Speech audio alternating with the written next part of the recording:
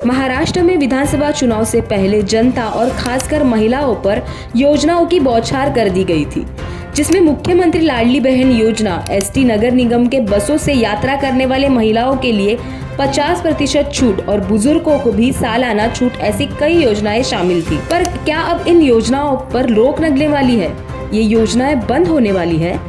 आप सोच रहे होंगे कि हम ऐसा क्यों कह रहे हैं, पर ये हम नहीं बल्कि परिवहन मंत्री प्रताप सरनाइक ने दिए बयान के बाद सभी और ऐसी चर्चाएं शुरू हो चुकी है।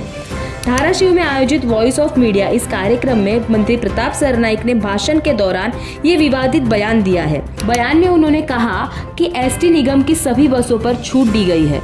अब हमारी बहनों को 50% की छूट मिलती है। साथ ही बसों में वरिष्ठ नागरिकों के लिए सालाना छूट भी मिलती है और उन छूटों के कारण स्थिति ये हो गई है कि एसटी बसों को हर 3 करोड़ रुपए का नुकसान हो रहा है। अगर हम सभी रियायतें देते रहेंगे तो मुझे लगता है कि एसटी कॉरपोरेशन को चलाना मुश्किल हो जाएगा, इसलिए मैं अभी इसके बारे में नहीं सोच सकता। मंत्री प्रताप सरनाइक ने दिए इस बयान के बाद मुख्यमंत्री लाडली बहन योजना के मापदंडों के आधार पर जिस कदर अब तक 5 लाख से ज्यादा महिलाओं को इस योजना के लिए अपात्र घोषित कर दिया गया है, क्या उसी तरह एसटी नगर निगम द्वारा दिए गए इन रियायतों का भी यही हाल होगा?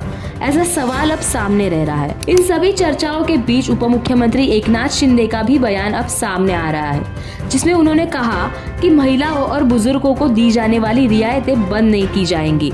मुख्यमंत्री लाडली बहन योजना भी बंद नहीं होगी। साथ ही एसटी बस यात्रा पर बहनों को दी जाने वाली 50% छूट भी बंद नहीं की जाएगी। उप मुख्यमंत्री शिंदे ने अपने बयान में भी ये स्पष्ट किया है कि इसके अलावा वरिष्ठ नागरिकों को दी जाने वाली रियायतें भी बंद नहीं की जाएंगी। पर एक ही पार्टी के 2 नेताओं द्वारा दिए गए अलग अलग बयानों की वजह से जनता में अब संभ्रम हो रहा है। आपको क्या लगता है कि नेताओं के इस बयानबाजी के बाद क्या ये योजनाएं अबाधित रहेंगी, बंद हो जाएंगी, या फिर इनके लिए भी कोई एक नया मापदंड लागू किया जाएगा? इस पूरे वीडियो के बारे में आप क्या सोचते हैं, कमेंट कर जरूर बताइए और ऐसे ही वीडियोस के लिए जुड़े रहिए MB लाइव के साथ।